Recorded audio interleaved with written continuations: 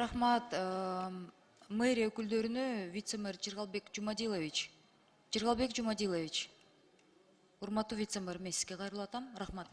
Жыргалбек Жумадилович, эми сиз Бишкекте иштеп атасыз. Мына Бишкектен мага абдан көп эски совет маалында салынган үйлөрдөн эми улуураак аксакал апа аталарыбыз кайрылат да, мына биз пенсионерлербиз.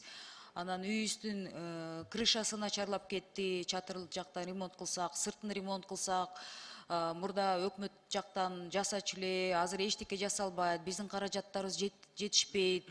Анан эми алардын түшүнүгү башкача экен да. Биз ушул коммунальный услуганы төлөп атпайбызбы деп алардын түшүнүгү ошондой экен да. Ушул адамдарга мен кандайча жооп берет элем, анан кандай мамлекет тарабынан бир мындай жол, может быть, айтып бересиздерби, же биз жардам бере алабызбы, түшүнүк бересиздерби? Коммунальный услугаларды төлөп жатпайбызбы, коммерческий баа менен төлөп жатпайбызбы деп айтып атышат да эми. Рахмат. Эльвира Жыргалбековна, негизи коммуналдык услугаларды айтып кетсек, төлөнүп жатат суу, свет, газ, колдонулчу ошо ресурстардын турмушта колдонгон нерселер. Анан кийин бул мыйзамдын чегинде да бул биз ТСЖ түзүлүш керек болуп атпайбы? Ошо ТСЖлар ушул коммуналдык кызматты жана төлөнсө, ошондо мыйзамдын негизинде алар ошол маселелерди чечүү жолунда болуп атат. Негизи андан тышкары мынакей ТСЖлар бүгүнкү күндө мэрияга Steam грантка кайрылуу болуп атат.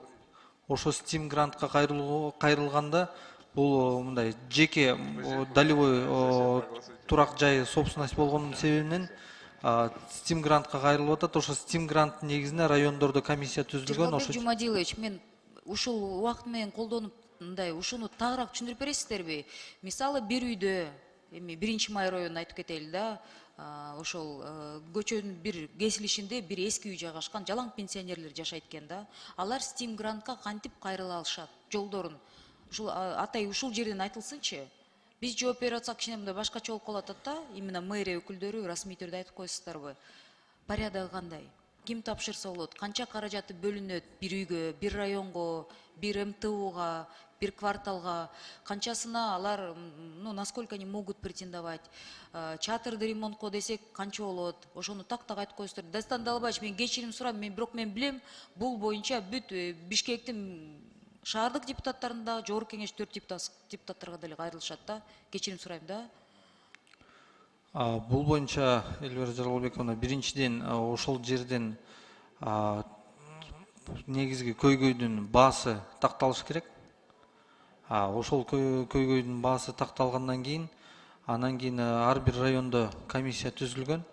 Ошол комиссияга ТСЖнын өкүлдөрү ошо элдик жыйынында, үйдүн ошо жашоочулардын жыйынында чечим кабыл алынып, ошол бааны такташып, канча каражат эмнеге алар талап кылып атат, ошо менен кайрылат дагы, ошо комиссиядан каралып, ошол комиссиянын чечими негизинде ошол үйгө, ошол ТСЖга, ошол өздөрү көрсөткөн көйгөй боюнча каражаты 50% төрөлөт.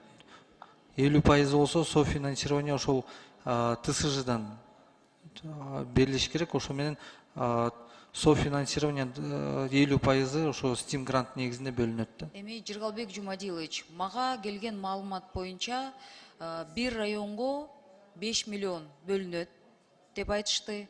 Бир үйгө болсо ошондо бир МТУга ошол максимум 1-2 миллион каралат экен. Конкурсная заявка берген адамдардан. Эгер пенсионерлер болсо, алардын пенсионерлерден ашар жол менен чогулткан ошол үйдүн пенсионерлери, жалпы жашоочулардан 30% чогулса, 70%ге чейин вы можете претендовать деген жооп келген да.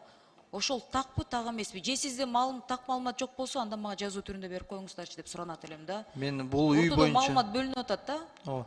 Бул долевой участиясы менен эметет. Мен бул үй боюнча мен сизге так маалымат берсеңиз, ошол үйдү боюнча мен Жок, сиз тараптан критерийлерди ачык, айкын, ошо бир жооп болбой атат да, ошону мага берип коесуздарбы? Кат түрүндө берип коем. Макул, рахмат. Дастан Далбаевич, мыйзамды колдойм. Чоң рахмат. Рахмат чоң.